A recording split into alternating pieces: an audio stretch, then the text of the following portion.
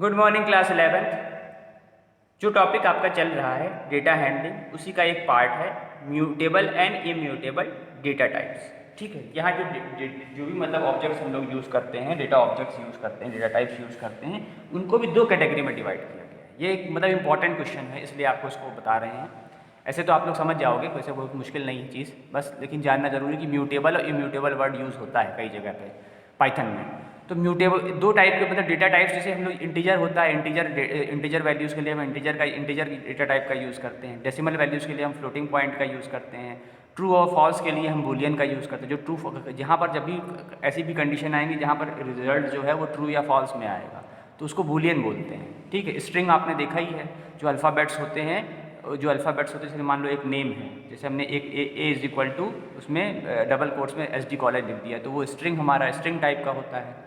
ठीक है, तो ये सारे डेटा टाइप्स होते हैं। कुछ और डेटा टाइप्स होते हैं जो पाइथन के, जैसे स्ट्रिंग है, बूलियन है, फ्लोट है, इंटीजर है, ये लगभग हर प्रोग्रामिंग लैंग्वेज में होते हैं। सी में भी मिलेगा, C++ में भी मिलेगा, जावा में भी मिलेगा, पाइथन में भी मिलेगा।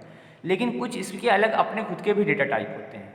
ठीक है, जो अलग से हम लोग डिफाइन करते हैं। जैसे ये नीचे लिखा हुआ टपल्स, लिस्ट, डिक्शनरी, सेट। ये नाम आपने पहले नहीं सुने हैं, ये नाम आप आगे चल के सुनेंगे। इनके अपने अपने चैप्टर हैं। इसके बाद इसके बाद एक और चैप्टर आएगा, उस चैप्टर के बाद एक नया चैप्टर आएगा, उसमें स्ट्रिंग के बारे में पूरा डिटेल में बताया जाएगा। उस स्ट्रिंग के बाद लिस्ट के बारे में डिटेल में बताया जाएगा। लिस्ट के बाद टपल के बारे में पूरा डिटेल में। इन चारों के पूरे पूरे अपने अपने चैप्टर हैं। सेट वाला जो है वो आपके कोर्स में नहीं है, सेट नहीं बताया जाएगा, लेकिन स्ट्रिंग, टपल, डिक्शनरी, लिस्ट, ये चारों आपको अलग से बताए जाएंगे। ये डेटा टाइप, ये भी डेटा टाइप्स होते हैं। इनमें भी इनके अपने खुद, इनसे भी पाइथन ऑब्जेक्ट्स क्रिएट किए जाते हैं, लेकिन ये अलग तरीके के हैं। ये सिर्फ पाइथन में है, अदर लैंग्वेजेस में नहीं है। अदर लैंग्वेजेस में स्ट्रिंग तो है, लेकिन टपल, लिस्ट और डिक्शनरी नहीं है। उनसे मिलते जुलते डेटा टाइप्स हैं, लेकिन ये ऐसे नहीं है। तो इसमें कुछ ऐसे डेटा, जैसे इंटीजर है, फ्लोट है, इंटीजर वैल्यूज़ हैं, फ्लोटिंग पॉइंट वैल्यूज़ हैं, बूलियन है, ट्रू फॉल्स है, स्ट्रिंग है। स्ट्रिंग मतलब वही कैरेक्टर स्ट्रिंग या न्यूमेरिक स्ट्रिंग, कोई भी स्ट्रिंग कह लें। तो ये सब आते हैं म्यूटेबल में। म्यूटेबल का मतलब, सॉरी, इम्यूटेबल में आते हैं, गलत बोल गए। ये सब आते हैं इम्यूटेबल में, मतलब इनमें हम कोई चेंजेस नहीं कर सकते। अगर हमने a = 5 कर दिया है तो इसको वो वेरी नहीं करेगा, वो a = 5 रहेगा। हमने किसी चीज़ को इंटीजर डिफाइन कर दिया है तो वो इंटीजर ही रहेगी, ऐसा नहीं कि वो बाद में फ्लोटिंग पॉइंट में कन्वर्ट हो जाए। अगर हमने कोई वेरिएबल फ्लोटिंग पॉइंट में डिफाइन कर दिया है तो ऐसा नहीं कि वो बाद में किसी और में कन्वर्ट हो जाए। मतलब जिसको डिफाइन करेंगे वो उसी में रहेगा, उसमें कोई चेंजेस हम नहीं ला सकते। अगर एक डेटा टाइप दूसरे डेटा टाइप में चेंज नहीं होता है तो उसको बोलते हैं इम्यूटेबल। जिसमें चेंजेस नहीं होते हैं वो होते हैं immutable. The immutable types are those that can never change their value in place. In Python, the following types are immutable: integer, floating point, boolean, string, tuple. ये सब immutable होते हैं क्योंकि ये अपनी वैल्यूज़ को नहीं चेंज करते, ये चेंज होते ही नहीं। ये एक डेटा टाइप दूसरे डेटा टाइप में चेंज नहीं होता है, नहीं पॉसिबल। मतलब ये वैल्यूज़ को किसी कीमत पे नहीं चेंज करते। ठीक है, इसे, और उसमें टपल भी आता है। और म्यूटेबल वो होते हैं जो अपनी वैल्यूज़ को चेंज कर सकते हैं, जिनमें हम वैल्यूज़ को चेंजेस अप्लाई करते हैं। Mutable types are those values can be change in place. Only 3 types of mutable in Python, that are list, dictionary and set. List, dictionary और सेट ही जो है वो म्यूटेबल है, जिनकी वैल्यूज़ को हम चेंज कर सकते हैं, जिनमें हम अलग से भी एलिमेंट इंसर्ट कर सकते हैं। ये डेटा टाइप कैसे होते हैं वो मैं आपको अभी नहीं बता सकता, क्योंकि अभी इनका यूज़ नहीं है आपको, जब ये पूरे चैप्टर हैं। स्ट्रिंग तो आपने देखा है, ठीक है, लेकिन टपल, लिस्ट, डिक्शनरी, सेट ये आपने नहीं देखे हैं। इन सबको आगे बताएंगे क्योंकि इनके ऊपर पूरा अपना चैप्टर है। अभी खाली आप ये जान लो कि जो डेटा टाइप जिनमें हम चेंजेस नहीं कर सकते उनको बोलते हैं इम्यूटेबल, जिसमें ये 5 आते हैं, और जिनमें हम चेंजेस कर सकते हैं उनको बोलते हैं म्यूटेबल, जिसमें ये तीनों आते हैं। ठीक है, ये थोड़ा इंपॉर्टेंट वाइवा का क्वेश्चन भी होता है, क्योंकि पूछ लेंगे कि टपल म्यूटेबल है या इम्यूटेबल है। ठीक है, या डिक्शनरी म्यूटेबल टाइप है या इम्यूटेबल टाइप है, तो उसमें बताना होता है। तो यहाँ ये 3 ही है जो म्यूटेबल में आते हैं। इनको इन तीनों को छोड़कर बाकी आप सीधे सीधे याद रखने का तरीका यही है कि लिस्ट, डिक्शनरी और सेट, ठीक है, ये तीनों है म्यूटेबल, इनको छोड़ के बाकी सारे हैं इम्यूटेबल। म्यूटेबल का मतलब जिनमें चेंजेस अप्लाई हो सकते हैं, इम्यूटेबल का मतलब जिनमें हम चेंजेस नहीं कर सकते। कर तो सकते हैं लेकिन बहुत मुश्किल होता है उनमें चेंजेस करना। ईजिली चेंजेस हम नहीं अप्लाई कर सकते, उसमें बहुत सारी चीज़ें हम अप्लाई नहीं कर सकते। बाकी इसका बाकी चीज़ें जो इसमें हैं वो थोड़ा धीरे धीरे आपको समझ में आएंगी, क्योंकि सब बहुत चीज़ें आपके लिए बहुत नई हैं जो आपने पहले से बिल्कुल भी नहीं समझी है। तो थोड़ा इसमें बताते चल रहे हैं, बहुत ज़्यादा डिटेल में इसलिए नहीं बता रहे हैं क्योंकि वो आपके पल्ले पड़ेगा ही नहीं, क्योंकि एक तो फिजिकल इंटरेक्शन भी हम लोगों का नहीं हो रहा है, और ये सब ऐसी चीज़ें हैं जो फिजिकली इंटरेक्शन के बाद ज़्यादा अच्छे से समझ में आएंगी। तो जो भी चीज़ें हैं थोड़ा थोड़ा आप लोग देखते चलें, बाकी जब स्कूल तो खुलने ही वाला है लगभग, तो और अच्छे से आप लोगों को ये जितना डिफिकल्ट वाला पार्ट है जो मैंने इसीलिए छोड़ रखा था वो सब आपका, क्योंकि मुझे लग रहा था कि स्कूल खुल जाए तो वो सब जब स्कूल खुलेगा तभी कवर करेंगे। अभी जो भी हम कवर कर रहे हैं वो सब ईजी वाला पार्ट ही है, उसमें कुछ भी डिफिकल्ट, अगर वो भी आपको डिफिकल्ट लगता है तो भाई अब उसमें आपको और पढ़ने की ज़रूरत है, लेकिन वो डिफिकल्ट पार्ट में नहीं आता है। जितना मैंने आप लोगों को पहले चैप्टर बताया, जो अभी चैप्टर चल रहे हैं, ये सब पाइथन के ही ईजी पार्ट में है। डिफिकल्ट वाले तो स्टार्ट होंगे आपके स्ट्रिंग से, स्ट्रिंग, टपल, लिस्ट, डिक्शनरी, ये चारों डिफिकल्ट वाले चैप्टर हैं जो थोड़े आपके लिए ज़्यादा ऊपर हो जाएंगे। लेकिन उससे पहले आपको काफ़ी हद तक प्रोग्रामिंग को समझना होगा, जो भी प्रोग्रामिंग आपको बताई जा रही है। जो मैंने 10th में बताई थी वही सब तो है, थोड़ा बहुत का चेंज हुआ है, थोड़े से प्रोग्राम एक्स्ट्रा हो गए हैं, तो उन सबको भी समझना है। अभी लूपिंग वाला मैंने थोड़ा सा उसमें बताया था, बाकी उसको डिटेल में नेक्स्ट चैप्टर में लूपिंग चलेगी। यहाँ पर इटरेटिव कंडीशन का एक करके चैप्टर है, कंडीशनल एंड इटरेटिव स्टेटमेंट, इसमें पूरा लूप को डिटेल में बताया जाएगा, एक लूप को अलग अलग, ठीक है। तो वहाँ पर आपको और भी कई सारे नए नए स्टेटमेंट बताए जाएंगे जो आपने अभी नहीं सुने हैं भाई। फॉर लूप मैंने आपको बताया, वाइल लूप शायद नहीं बताया, आज बता देंगे वाइल लूप, और इफ़ एल्स के बारे में बताया था। तो इसी तरह से और भी स्टेटमेंट आगे आएंगे जो आपको जानने होंगे, तो वो वहाँ पर, हालांकि इनसे रिलेटेड प्रोग्राम पहले ही कर दिए हुए हैं, लेकिन वहाँ पर और उसको ज़्यादा अच्छे तरीके से डिफाइन करेंगे, ठीक है। तो मेन हमारा बताने का रीज़न यही था कि म्यूटेबल और इम्यूटेबल जानना जरूरी है, क्योंकि ये वाइवा का बहुत इंपॉर्टेंट क्वेश्चन होता है कि कौन से डेटा टाइप म्यूटेबल होते हैं, कौन से इम्यूटेबल है। म्यूटेबल का मतलब जो जिनमें चेंजेस जो चेंज हो सकते हैं, और इम्यूटेबल जो चेंज नहीं हो सकते। देखो नेक्स्ट जो आप लोगों को बताना है वो बताना है कि ये एक प्रोग्राम है जो मैंने बताया था, और मुझे लगा कि शायद आप लोगों को ना समझ में आया तो क्लास में फिर से इसको बता देते हैं। लेकिन इसमें वाइल लूप का यूज हो रहा है। जैसे फॉर लूप मैंने आप लोगों को बताया था, वैसे ही एक वाइल लूप होता है। फॉर लूप क्या होता है, उसमें वैल्यूज, उसमें लाइंस को कई बार हमें रिपीट कराने के लिए हम फॉर लूप का यूज़ करते हैं। उसी तरह वाइल लूप एक स्पेसिफिक कंडीशन पे वर्क करता है। एक स्पेसिफिक कंडीशन दी है, उसी कंडीशन के अंदर हमको जब तक वो वैल्यूज़ को जो भी कराना है, जो भी उसको अंदर उसको घुमाना है, तब तक उसको हम घुमा सकते हैं। तो उसके लिए वाइल लूप का यूज़ करते हैं। यहाँ पर जैसे लिखा हुआ है, देखो यहाँ पर मैंने इसकी ये जो यहाँ पर वाइल लूप के बारे में जैसे लाइन तो मैंने नहीं लिखी, क्योंकि यहाँ पर देखो बीच में, देखो प्रोग्राम के बीच में while num is greater than 0, ठीक है। जब तक एन नम जो हमने वेरिएबल माना है वो 0 है, तब तक वो इसके अंदर जो भी प्रोसेसिंग हो रही है उसको परफॉर्म करता रहेगा। जैसे ही वो उसके बाद एक सर्टन, जैसे ही वो नम से छोटा हो जाता है, वो 0 से छोटा हो जाता है, पॉइंट्स में जाने लगता है, तो वैसे ही जो वैल्यूज़ होगी वो अपने आप से टर्मिनेट हो जाएगी। वैसे ही ये वो लूप से बाहर आ जाएगा, उसके बाद ये लूप काम करना बंद कर देता है।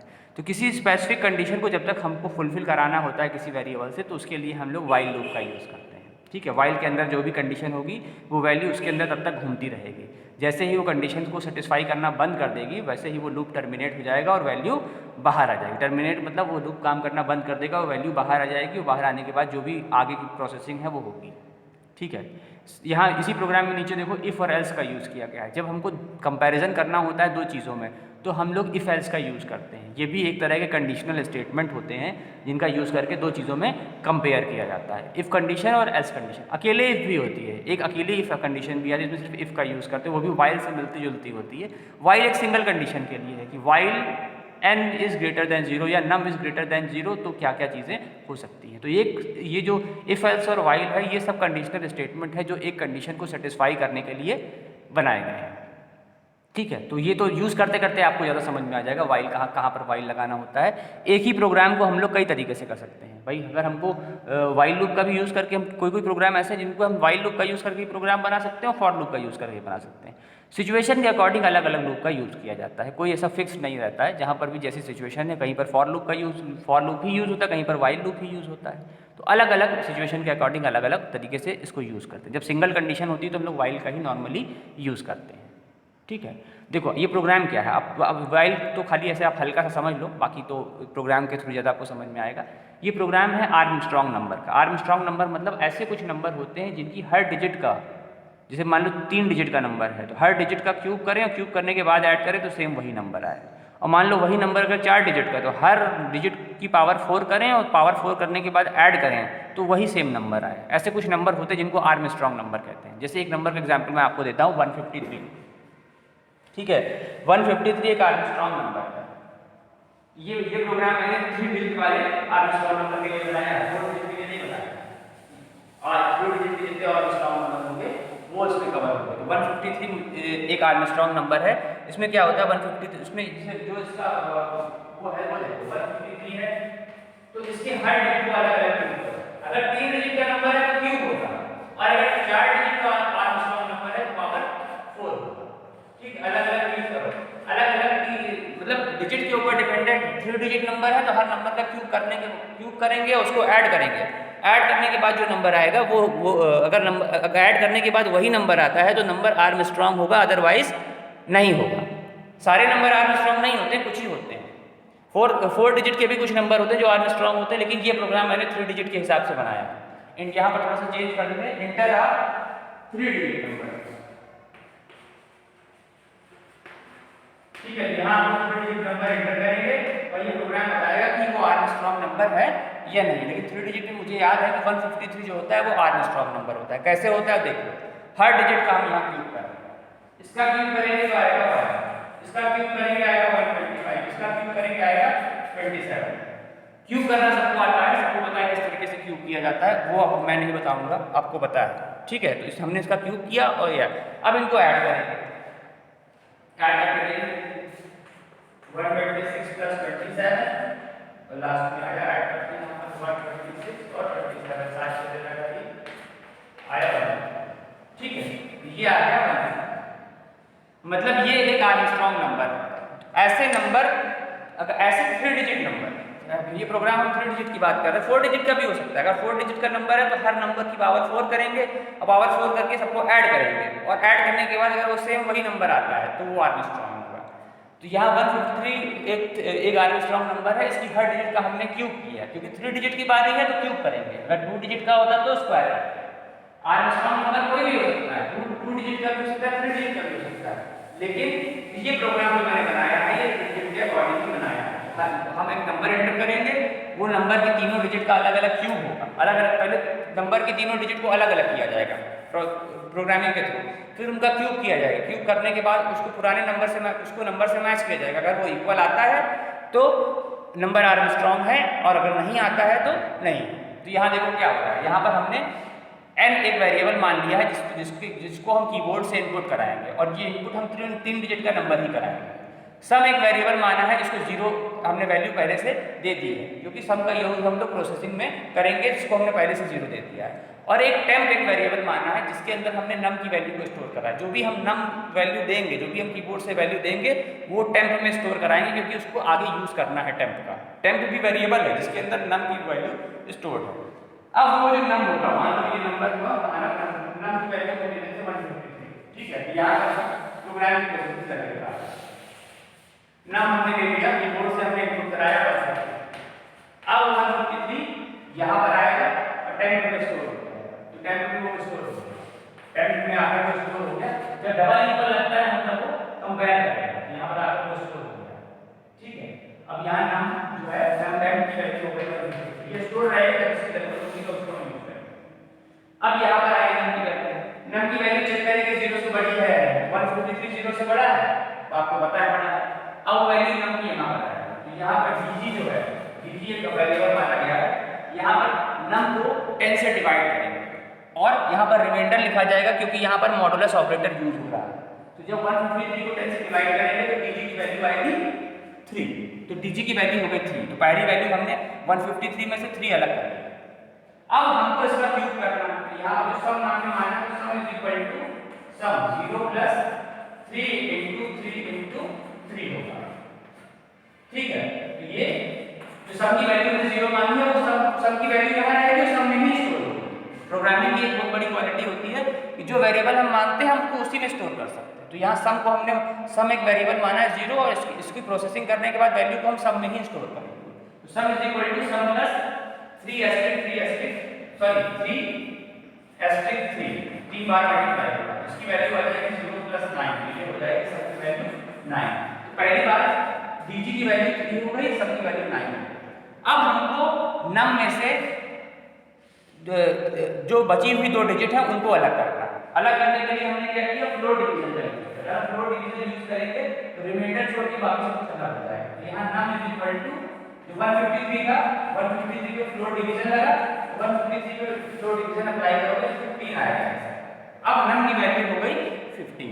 हमने पहली वैल्यू को अलग कर लिया उससे, क्योंकि हमको अलग अलग करके ही उसको क्यूब करना है। तो हमने नम 153 जो स्टार्टिंग में नम था, अब उसकी वैल्यू चेंज होकर हो गई 15। अब नम 15 है, ये नम की वैल्यू आप वापस फिर से ऊपर जाएगी, ये नम की वैल्यू वापस लूप में जाएंगे, चेक करेंगे, ठीक है। ये नम की वैल्यू ऊपर गई, यहाँ से चेक किया यहाँ पर ये अभी भी नम की वैल्यू 0 से ज्यादा है, ठीक है। अब फिर चेक करेंगे, तो अब हमारे क्या है, अब ये वापस डीजी में आएगा, तो डीजी वाले वेरिएबल में आएगा, यहाँ पर dg is equal to num 15 asterisk 10, 15 asterisk 10 करेंगे तो डीजी की वैल्यू आ जाएगी 5, ठीक है। जो डीजी की वैल्यू पहले 3 थी, अब वो बन गई 5, पुरानी वाली वैल्यू का काम खत्म हो गया।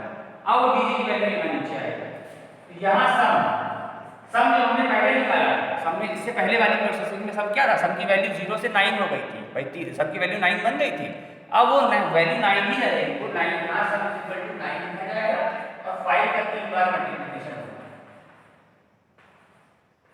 ठीक है। तो आ गया 9 + 125, तो सम की वैल्यू हो गई 15 और 9 25 और 9 134, ठीक है। अब सम की वैल्यू बन गई 134, ये सम की वैल्यू स्टोर हो गई सम के अंदर। इससे पहले सम की वैल्यू 9 थी, उससे पहले सम की वैल्यू 0 थी। हर बार वेरिएबल अपनी अपनी वैल्यूज को चेंज करता है। अब फिर नम की बात करते हैं, नम इज इक्वल टू नम 10। नम की वैल्यू क्या है, नम की वैल्यू 15 है, यहाँ हमने पुट की थी लास्ट टाइम 15 थी, 15 और का फ्लोर डिवीजन होगा, गलत लिख दिया है, 15 का फ्लोर डिवीजन होगा 10 से, तो आंसर आएगा 5, ठीक है। सॉरी 5 नहीं आएगा, 1 आएगा। 15 को 10 से डिवाइड करोगे तो फ्लोर डिवीजन में क्या होता है, रिमाइंडर ही आता है पूरा पूरा, वो भी इंटीजर वैल्यू, सॉरी क्वोशेंट आता है, वो भी इंटीजर वैल्यू, तो ये उसी के लिए बना होता है। फ्लोर डिवीजन में हमारा फ्लोर डिवीजन में क्या होता है, नॉर्मल डिवीजन में तो 15 को 10 से डिवाइड करेंगे तो 1.5 आएगा, लेकिन हमको सिर्फ इंटीजर वैल्यू चाहिए, तो यहाँ 15 को जब हम 10 से डिवाइड करेंगे तो वैल्यू आएगी 1। तो अब नम की वैल्यू 1 है, अब डीजी की वैल्यू 5 है, सम की वैल्यू 134 है, अनम की वैल्यू 1 है। अब ये वैल्यू फिर ऊपर जाएगी, फिर चेक करेंगे, अभी भी ये 0 से ज्यादा, अभी भी ये कंडीशन को सेटिस्फाई करेगा, फिर वैल्यू यहाँ पर आएगी, सबको बिठा देते हैं, सबकी वैल्यू याद रखें, आपका गलत रखिए।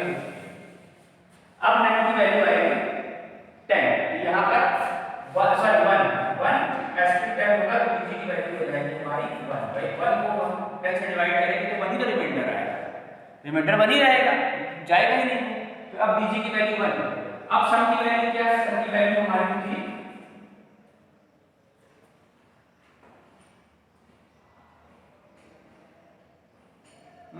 थोड़ी सी गलत हो गई है, वो जो क्यूब बताया था मैंने आप लोगों को, वो 3 का क्यूब हुआ है ना, तो 9 नहीं, मैंने वहाँ 9 लिख दिया था, वो 27 होगा। जब मैंने 3 का क्यूब किया था तो मैंने हड़बड़ाहट में 9 लिख दिया है, वो 9 नहीं होगा, वो 27 होगा। तो मतलब 120 और उसके बाद जब ऐड होगा तो फिर वो 125 और 127 ऐड होगा, तो वो लगभग आ जाएगा, जल्दी जल्दी लिखने में गलती हो गई, 125 127 आसपास वाला का ये हो गया 152, ये 152 आएगा, वो लिखने में गलती हो गई है। हमने जब 3 का क्यूब किया तो हमने वहाँ 9 लिख दिया है, लेकिन वहाँ 9 नहीं होगा 3 का क्यूब करने पे, वहाँ होगा 27, और वो 27 जब 125 से ऐड होगा तो बन जाएगा 152, ठीक है। तो वो 152 है, गलती से वो हो गया है, उसको आप लोग मैंने जब वो प्रोग्राम जो बनाया है उसमें देख लेंगे, गलती से हो गया वो यहाँ पर। चलो एक बार फिर से कर लेते हैं, ज़्यादा आपको समझ में आ जाएगा, कोई फायदा नहीं। फिर से एक बार सबसे पहले नम की वैल्यू है 153, जो कि 10 में याद रखो, अब 153 यहाँ है, अब वो dg is equal to 153 asterisk 10 करेंगे, तो रिमाइंडर आएगा 3, ये 10 से इसको डिवाइड करेंगे, रिमाइंडर 3 आएगा, ये जो होता है ये रिमाइंडर फाइंड आउट करता है। अब सम की वैल्यू क्या होगी, सम इज इक्वल टू सम मतलब वो 0, तो पहले स्टार्टिंग में 0 था, मैं फिर से बता रहा हूँ ये होना, और वो 3 एस्ट्रिक 3 करेंगे, तो ये हो जाएगा 0 + 27, ये आएगा 27, मतलब पहली बार सम की वैल्यू जो 0 थी अब वो 27 बन गई। जब वो नम ये वाला इस वाले स्टेटमेंट पे आएगी वैल्यू, तो num is equal to num double slash 10, मतलब 4 डिवीजन 153 में परफॉर्म होगा तो ये बन जाएगी, इसकी वैल्यू आएगी 15। अब नम की वैल्यू 15 है, सम की वैल्यू 27 है और dg की वैल्यू 3 है। ये वैल्यू नम के ऊपर फिर से जाएगी, कंडीशन को चेक करेगी, कंडीशन फुलफिल हो जाएगी, वापस यहाँ पे आ जाएगी, वापस यहाँ पे आएगी नम की वैल्यू, तो ये हो गया 15% 10, आंसर आएगा 5। 5 का क्यूब होगा, अब सम की वैल्यू जो पुरानी वाली थी इससे पहले वो थी 27 प्लस 5 एस्ट्रिक 5, ये हो गया 27 प्लस 125, ये आ गया 152। सम की वैल्यू हो गई 152। अब यहाँ नम की वैल्यू जो हमारी 15 थी, 15 डबल स्लैश करें होगा तो बचेगा हमारा 1, तो नम की वैल्यू हो गई 1। ये फिर ऊपर जाएगा, अभी भी नम की वैल्यू जो है वो 1 से ज्यादा है, ठीक है, अब इस सारी वैल्यू इसके चेंज नहीं है। तो अब यहाँ पर 1 एस्ट्रिक 10 है, 1% 10 है, एस्ट्रिक गलत हो रहा है, तो यहाँ पर 1 को डिवाइड करेंगे 10 से तो आएगा हमारा रिमाइंडर भी बन गया, ठीक है। सम की वैल्यू हमारी 152 हो चुकी है इससे पहले वाले कंडीशन में, 152 प्लस 1 एस्ट्रिक 1 को 3 बार मल्टीप्लाई करोगे 1 ही आएगा, तो ये आ गया 153। सम की वैल्यू हो गई 153। अब यहाँ पर नम आएगा तो 1 डबल स्लैश 10, जब 1 डबल स्लैश 10 करेंगे तो हमारे पास क्वोशंट आएगा ही नहीं, क्वोशंट हो जाएगा 0। अब ये वैल्यू जैसे ऊपर जाएगी वैसे टर्मिनेट कर जाएगी, क्यों? क्योंकि जो वैल्यू है वो हमारे 0 से बड़ी नहीं है, तुरंत ही सम की ये फाइनल वैल्यू है। अब यही वैल्यू इसकी फाइनल वैल्यू है 153, सम की जो लास्ट में वैल्यू आई 153 थी, अब ये फाइनल वैल्यू है।